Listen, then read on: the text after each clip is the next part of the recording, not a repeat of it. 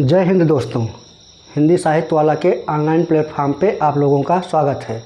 सबसे पहले तो आप लोगों को 15 अगस्त की शुभकामनाएं। जैसा कि आप लोग जान रहे हैं कि आज 15 अगस्त है, तो आज हम लोग जो है सब्जेक्ट पे चर्चा ना करके थोड़ी चर्चा 15 अगस्त के बारे में करेंगे। तो आप लोग जानते हैं कि हमारे देश में राष्ट्रीय त्यौहार जो मनाए जाते हैं 15 अगस्त, 26 जनवरी, 2 अक्टूबर, लेकिन 15 अगस्त और 26 जनवरी बहुत धूमधाम से मनाया जाता है।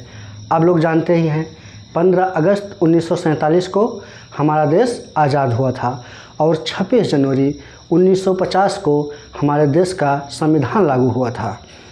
तो जैसा कि आप लोग जानते हैं कि 15 अगस्त को प्रधानमंत्री के द्वारा लाल किले पे ध्वजारोहण किया जाता है और 26 जनवरी को राष्ट्रपति महोदय के द्वारा कर्तव्य पथ, जिसे पहले आप राजपथ के नाम से जानते थे, वहाँ पे झंडा फहराया जाता है और 15 अगस्त की पूर्व संध्या पर राष्ट्रपति द्वारा देश के नाम संबोधन दिया जाता है। तो 15 अगस्त के दिन जो 15 अगस्त का आयोजन होता है, ये स्कूलों में, कॉलेजों में, सरकारी इमारतों, भवनों में भी तिरंगा फहराया जाता है। स्कूलों कॉलेजों में भाषणों का आयोजन किया जाता है, नेताओं के द्वारा भाषणों का आयोजन किया जाता है। और 26 जनवरी के दिन जो है सामाजिक और सांस्कृतिक प्रोग्राम होते हैं। सेना और वायुसेना के द्वारा परेड और एयर शो भी किया जाता है।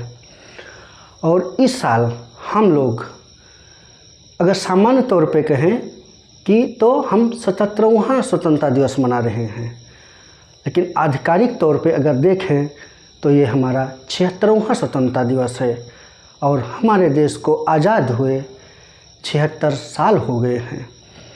इस साल मतलब 15 अगस्त 2023, जो 15 अगस्त 2023 है, इस साल की थीम जो है 15 अगस्त की अमृत महोत्सव के साथ नेशन फर्स्ट, ऑलवेज फर्स्ट, यानी कि देश पहले, हमेशा पहले, ये थीम है। और इसी साल केंद्र सरकार के द्वारा हर घर तिरंगा अभियान का दूसरा संस्करण शुरू किया जा रहा है और मेरी माटी मेरा देश जैसे अभियान भी चलाए जा रहे हैं। 15 अगस्त 1947 को हमारा देश आज़ाद हुआ, आप लोग जानते हैं। उसी आज़ादी की स्मृति में हम लोग 15 अगस्त मनाते हैं।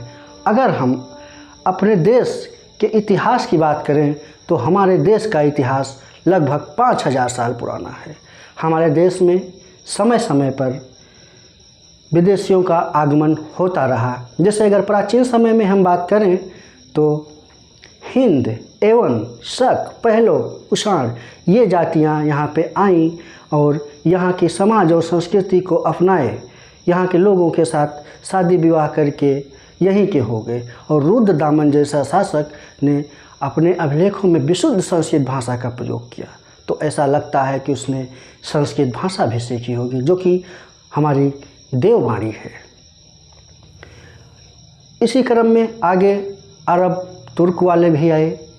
इनका तो मेन उद्देश्य इस्लाम का प्रसार और धन लूटना था। कुछ आक्रमणकारी तो विक्रमशिला और नालंदा जैसे विश्वविद्यालयों को भी जला दिए।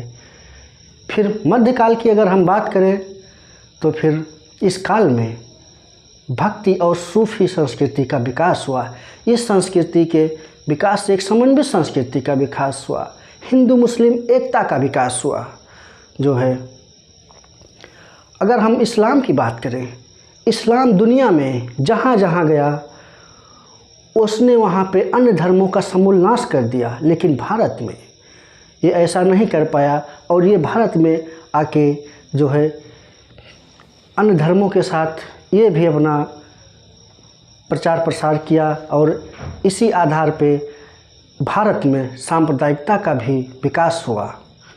इसके बाद हम देखते हैं भारत में यूरोपियों का भी आगमन हुआ और सबसे पहले पुर्तगाली आए। पुर्तगाली, डच, अंग्रेज, डेनिश, फ्रांसीसी, ये शक्तियाँ भारत में व्यापार करने के उद्देश्य से आईं, क्योंकि भारत उस समय सोने का चिड़िया कहा जाता था और भारत आर्थिक रूप से बहुत समृद्ध था। मध्यकाल में भारत की जीडीपी विश्व की जीडीपी का 24% थी। इन शक्तियों के द्वारा भारत में अपना वर्चस्व स्थापित करने के लिए आपस में लड़ाइयाँ हुई, क्योंकि ये व्यापार करने के उद्देश्य से आए थे। तो इनमें आपस में लड़ाइयाँ हुई, लेकिन अंग्रेज उसमें सर्वाधिक शक्तिशाली थे। उनकी नौसेना मजबूत थी और उन्होंने भारत में अपना साम्राज्य स्थापित किया। और साम्राज्य स्थापित करने के क्रम में इन्होंने यहाँ के लोगों पे अत्याचार और जुल्म काफ़ी ढाए। इन्होंने कहा कि भारत के लोग अशिक्षित, मदारियों का देश है, सपेरों का देश है। इस देश के लोग जो है असभ्य हैं, इनको हम शिक्षित करेंगे।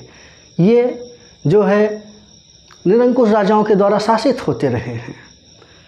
तो इसने कहा कि हम भारत को सभ्य बनाएंगे। इन्होंने सभ्य बनाने का बेड़ा लिया और भारत में इन्होंने रूल करना शुरू कर दिया। जेम्स मिल नाम का एक प्रसिद्ध विद्वान ने हिस्ट्री ऑफ इंडिया नामक पुस्तक लिखी और उस पुस्तक में उसने प्राचीन काल, मध्यकाल और ब्रिटिश काल, इन 3 भागों में बांटा। और उसने प्राचीन काल को हिंदू काल और मध्यकाल को मुस्लिम काल कहा। और 1857 में पुस्तक प्रकाशित हुई और यहीं से इतिहास लेखन में साम्राज्यवाद एवं सांप्रदायवाद का बीज जो है, इस पुस्तक ने इतिहास लेखन में संप्रदायवाद का बीज बोने का काम किया। लेकिन जैसा कि इनके द्वारा कहा गया कि भारतीय असभ्य, बर्बर हैं, जो है इनको कुछ नहीं पता होता है, इनकी कोई सभ्यता नहीं है, कोई संस्कृति नहीं है, इनकी जो भी सभ्यता या संस्कृति हैं वो कोई खास नहीं है।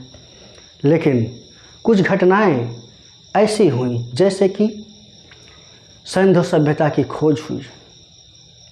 अशोक के अभिलेखों को 1837 में जेम्स प्रिंसेप के द्वारा पढ़ा गया। अर्थशास्त्र की जो है खोज हो गई 1904 में आर्यशास्त्री शास्त्री के द्वारा।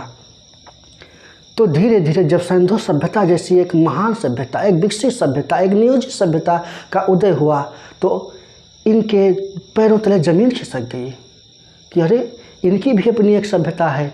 जैसे अगर हम जो है अमेरिका की बात करें तो अमेरिका का कोई इतिहास नहीं है। हमारे यहाँ का इतिहास 5000 साल पुराना है, अमेरिका का कोई इतिहास नहीं है। वो अपनी भौतिक संस्कृति के ऊपर जो है गर्व करता है। और क्योंकि वो इन्हीं अमेरिका जो अपराधी होते थे, जो देश के विरोध में बोलते थे, उन्हीं को वहाँ भेजा जाता था। तो वहाँ से अमेरिका, उस प्रकार अमेरिका का विकास हुआ। लेकिन जब इन सब चीज़ों को भारत में धीरे धीरे चीज़ों का जानकारी होने लगी, जो चीज़ें प्रकाश में आने लगी, हमारे प्राचीन जो है गौरव की बात सामने आने लगी, हमारे इतिहास की बात सामने आने लगी, तो इन्होंने देखा अरे ये लोग भी, इतनी महान सभ्यता इनके यहाँ थी। तो यहाँ के इतिहासकारों ने कहा कि जो है भारत में भी एक उन्नत शासन प्रणाली थी। और इतिहास की और अर्थशास्त्र की जो है खोज से ये प्रतिपादित हुआ प्राचीन भारतीय अर्थव्यवस्था और उसमें राज्य की भूमिका महत्वपूर्ण थी। और अर्थशास्त्र के में वर्णित मंदी परिषद की तुलना इंग्लैंड के प्रिवी काउंसिल से की गई और कौटिल्य के राजतंत्र की तुलना ब्रिटेन के संवैधानिक राजतंत्र से की गई। और आप लोगों को पता होगा कि चोलों की शासन व्यवस्था के बारे में जो स्थानीय स्वशासन था, और के.एम. मुंशी जैसे इतिहासकार ने तो स्वर्ण युग की भी कल्पना की और गुप्त काल को भारत का स्वर्ण युग कहा। सबसे बड़ी बात आप लोग अगर देखें तो 1893 में जब विवेकानंद के द्वारा शिकागो में धर्म सम्मेलन था, उसमें भाग लिया गया, तो जब उनका भाषण समाप्त हुआ तो न्यूयॉर्क हेराल्ड ने लिखा कि विवेकानंद को सुनकर हम ये अनुभव करते हैं कि आध्यात्मिक विद्या से संपन्न भारत में ईसाई मिशनरियों को भेजना मूर्खतापूर्ण कदम था, क्योंकि इस्लाम का भी उद्देश्य था भारत में लूटपाट करना और इस्लाम धर्म का प्रसार करना, और अंग्रेज़ों का भी उद्देश्य था यहाँ पे शासन करना, साम्राज्य स्थापित करना और ईसाई धर्म में यहाँ के लोगों को कन्वर्ट करना। जब धीरे धीरे अंग्रेज़ों के द्वारा भारत में अपना साम्राज्य स्थापित कर लिया गया और यहाँ के लोगों पे अत्याचार और जुल्म ढाना शुरू किया, तो यहाँ के लोगों में लगा कि हम अपने ही देश में दूसरी शक्तियों के द्वारा शासित हो रहे हैं।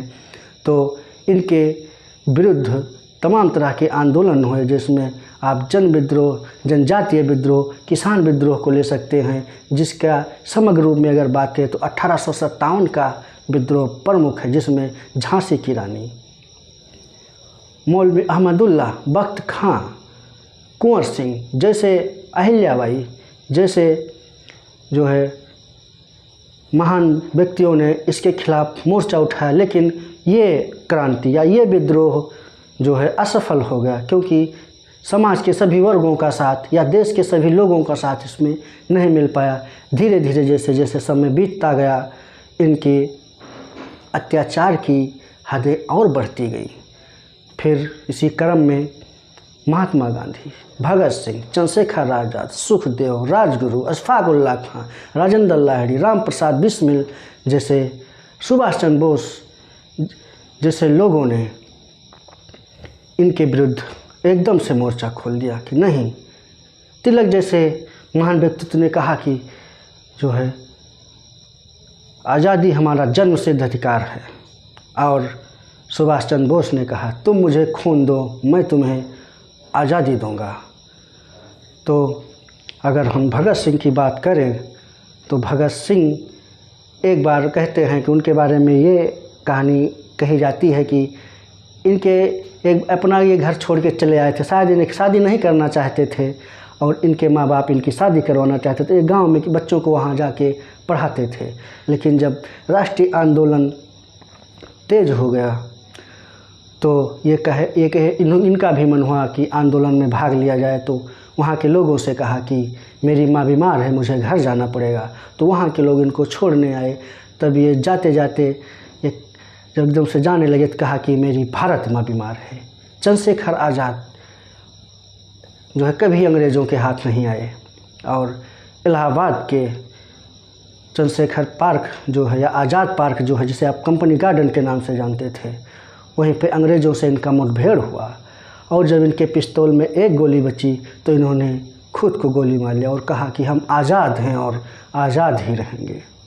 महात्मा गांधी की अगर बात करें तो 1915 में अफ्रीका से लौटने के बाद इन्होंने गांव का भ्रमण किया, और गांव का भ्रमण करने के पश्चात इन्होंने लोगों की स्थिति जानी।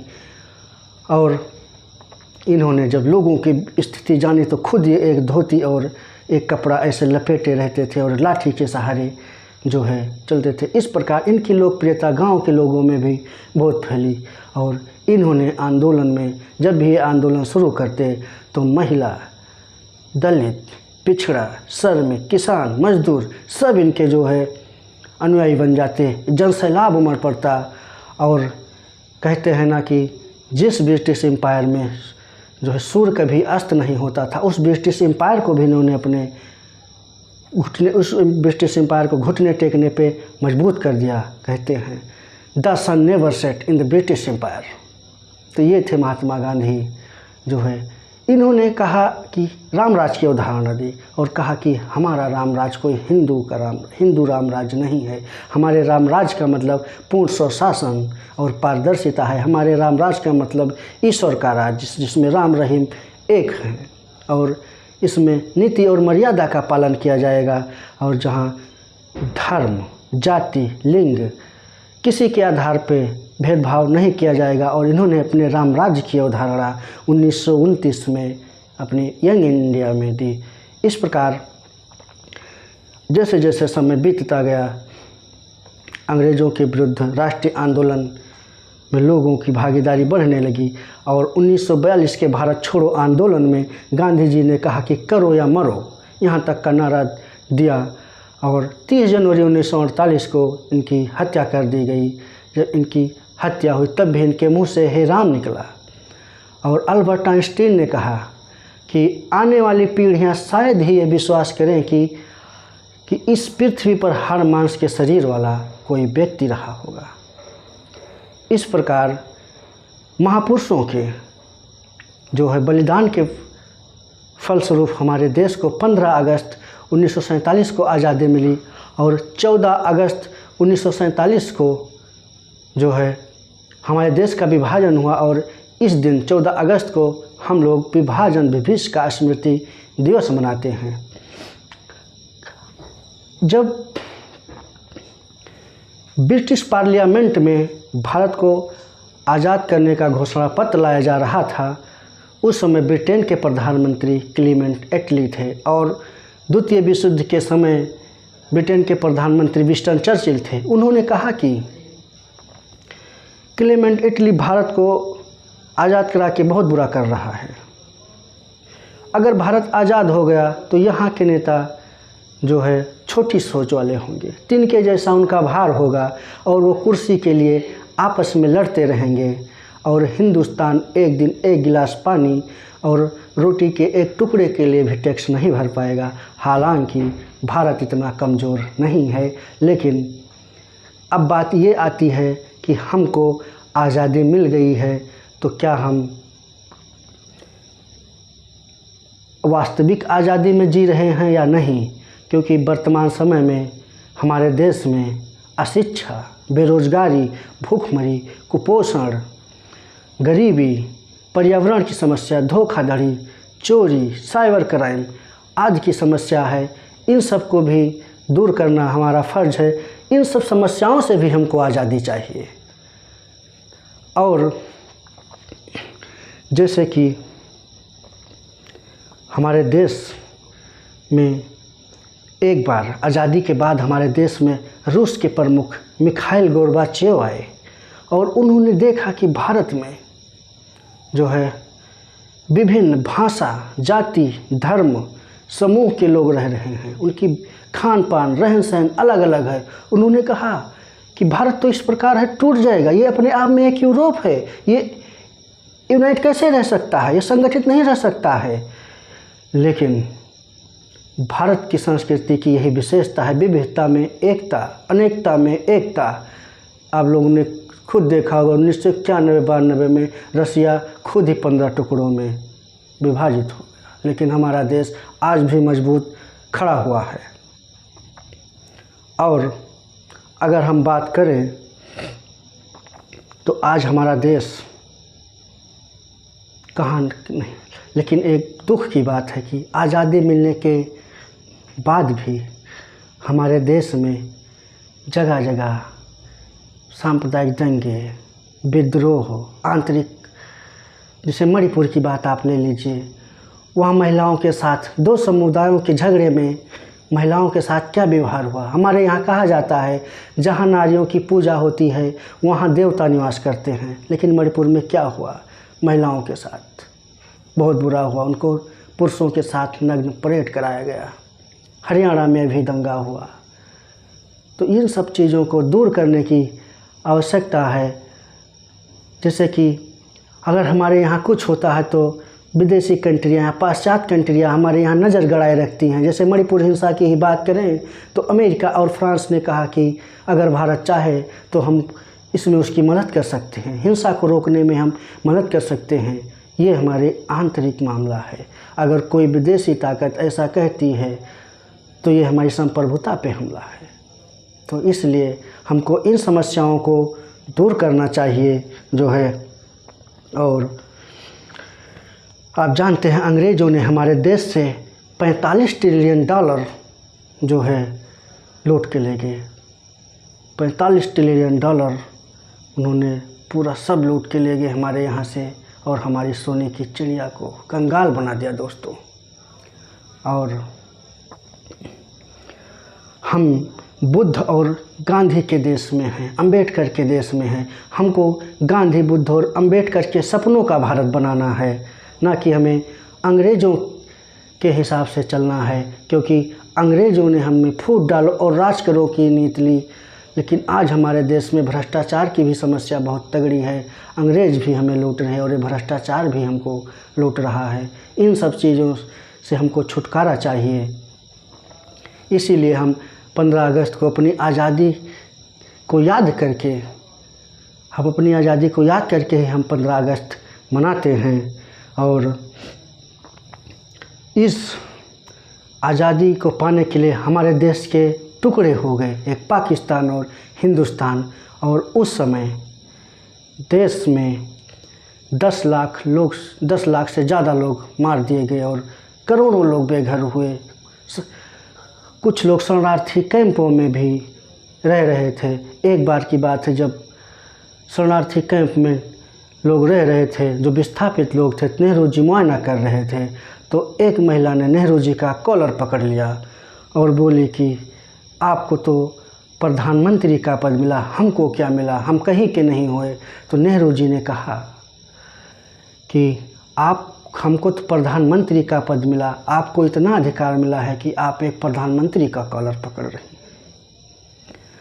लेकिन अब आज हमारा देश बदल गया है। हमारे यहाँ की महिलाएं विभिन्न क्षेत्रों में हैं, हमारे यहाँ के युवा विभिन्न क्षेत्रों में हैं। हमारा देश गगनयान, मंगलयान, चंद्रयान लॉन्च कर रहा है, साथ ही दूसरे देशों के उपग्रहों को लॉन्च कर रहा है। नासा जैसे संस्थान में हमारे देश के हर तीसरा चौथा व्यक्ति आपको मिल जाएगा। पहले हमारे देश के मित्र तंजानिया, टर्की, घाना, फिलिस्तीन हुआ करते थे। आज हमारे मित्र America, France, Britain, Japan, Germany ये हैं। और हमने जिस ब्रिटेन ने हमको गुलाम बनाया था, हमने उसको पछाड़ के दुनिया की 5वीं अर्थव्यवस्था बन गए हैं। और अमेरिका जैसी महाशक्ति आज हमारी दोस्त है और दुनिया का हर देश हमारे यहाँ निवेश करना चाहता है और हर देश चाहता है कि मोदी हमारे यहाँ है, हमारा प्रधानमंत्री जो है उनके यहाँ जाए। आपने देखा होगा प्रधानमंत्री जी जब त्रिनिदाद एवं टोबैगो की यात्रा पे थे तो वहाँ के राष्ट्राध्यक्ष ने इनके पैर छुए, हॉलीवुड की गायिका ने इनके पैर छुए। ये हमारी संस्कृति का विकास है। ये हमारी आज विदेश में हिंदी भाषा का प्रसार बहुत तेज़ी से हो रहा है। फ्रांस और ब्रिटेन में संस्कृत भाषा स्कूलों में, कॉलेजों में पढ़ाई जा रही है। और आज पूरी दुनिया में विश्व योग दिवस मनाया जा रहा है। 21 जून को विश्व योग दिवस मनाया जा रहा है।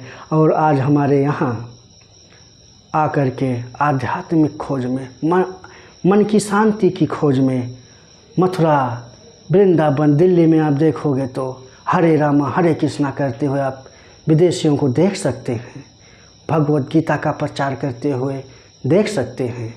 ये हमारी देश की महानता है। और लास्ट में हम यही कहना चाहेंगे कि जो है ये देश एक भाषा, एक संस्कृति, एक धर्म, एक व्यक्ति, एक पार्टी से नहीं चलने वाला है।